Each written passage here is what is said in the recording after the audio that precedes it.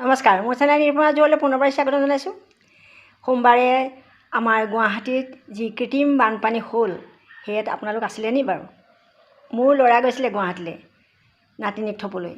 যি অৱস্থা হ'ল, মানে যোৰাবাটৰ পৰা বাছ নেযায়। বাছৰ হাহাকাৰ দেখি কি অৱস্থা। কৃত্ৰিম বানপানী বোলে সেয়া হেনো মেঘালয়ৰ পৰা আহিছিলে, হয় নেকি? আমাৰ জনা বুজা লোকসকলে কোৱা মেলা কৰিছে, সেয়া হেনো মেঘালয়ৰ পানী বোলে হালধীয়া, আমাৰ পানী বোলে বগা।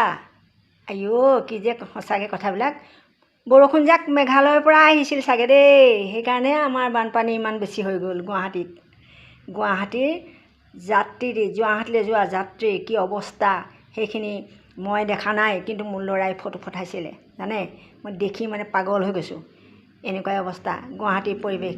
আগতেও শুনিছোঁ সৰু সৰু বানপানী হয় বুলি, কৃত্ৰিম বানপানী, কিন্তু এইবাৰ যে এনেকুৱা জল থল হৈ গ'ল, বাছ হাজাৰ হাজাৰ গাড়ী ৰৈ গ'ল, কি যে হাহাকাৰ হৈ গ'ল কোনে বুজিব।